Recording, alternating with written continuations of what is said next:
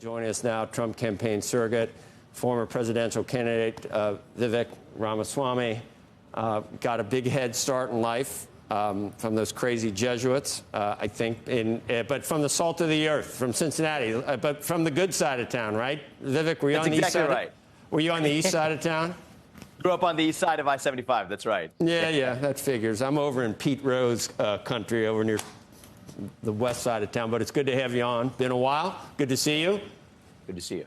We don't know a lot about the Harris-Walz economic plan, but it's been trickling out, and it's almost to a free market person or I guess a classic conservative. It's like watching A Clockwork Orange. I'm like this, Vivek, watching what's coming out, whether it's raising the rate on corporate taxes or going up to 45%, close to on capital gains for certain individuals. It's a lot of populism, but most people that defend it say, she doesn't really mean it. It'll never happen. Yeah, so that's the irony here, Joe. And first of all, I agree with my friends at the Washington Post who observed that if you don't want your opponent to tag you as a communist, then maybe your first policy should not be a bunch of price controls in the United States. We've seen price controls fail in every other major country that's tried it. Argentina, Venezuela, under Hugo Chavez, under Nicolas Maduro. The irony in Venezuela is that you actually saw undernourishment increase tenfold over the same period where they enacted price controls in the food industry, in the grocery industry. Yet that's exactly what they've proposed here. And I do think that the fact that this was her signature economic unveiling says a lot about where her vision actually is. To borrow Tim Walz's expression, Joe, if I may, it is just plain weird for them to focus even on the grocery sector if they were going to implement price controls, because this is a sector in which you look at the profit margins of Kroger or Albertsons. You're looking at 2%, 1% profit margins. I saw that interview that Elizabeth Warren did with you, and I respectfully disagree with her. But she even brought up examples like Kraft Heinz or Cal-Maine. The reality is their profit margins are lower today than they were in 2015 to 2016. So, yes, it is a just plain weird fixation. And the reality is, look at the defense of her policies. What you hear across the board is, it's not going to pass, don't worry about it. If it's the price controls, don't worry, Congress won't pass it. If it's abolishing private health insurance or banning fracking, which she's supported before, don't worry, it just won't pass. If it is the tax on unrealized capital gains, which everybody understands is going to be a disaster, what they whisper back is, don't worry, it just won't pass. And so the irony of this is that even the left-wing intelligentsia aren't defending the merits of her actual policies. All they're arguing to the public is that the reality is they will never be enacted into law.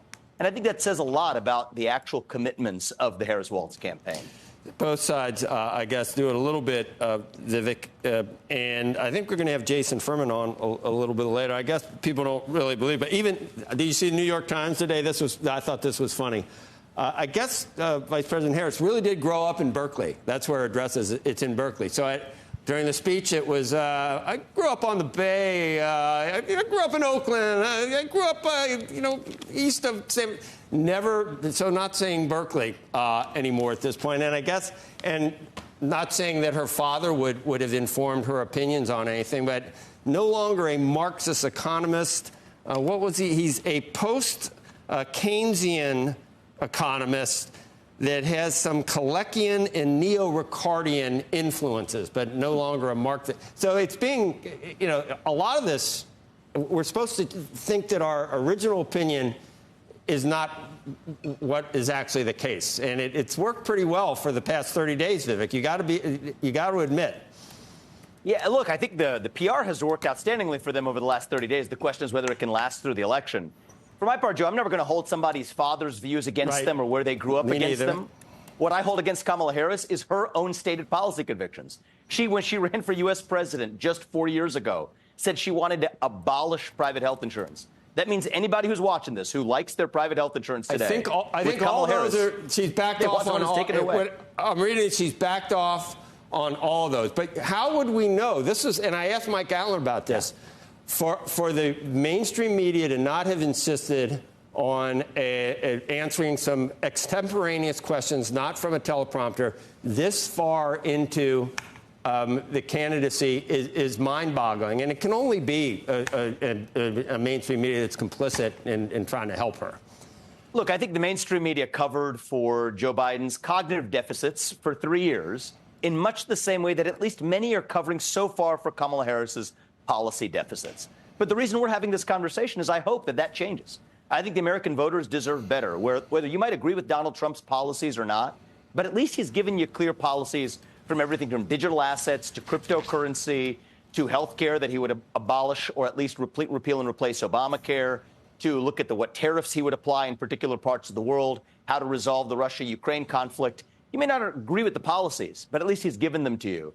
And I think American voters deserve the same from Kamala Harris. The other thing I'll say, Joe, is that have Republicans been perfect on issues like price controls? No, they haven't. A lot of this came up not only under Carter, but also under Nixon. Even in recent years, you've seen some Republicans favoring price controls in different areas. So I'm not going to be some partisan hack here. But the reality is, if you compare the Democrats to the Republicans, it's not even close which one is actually taking the Venezuelan-style approach to controlling the economy. And the irony is that's going to be worse for even the very people they purport to serve when those supply shortages come in, when those black markets emerge, when you have a tax on unrealized capital gains that triggers a stock market crash and an asset price crash that hurts the people at the bottom the most. So that's the reality.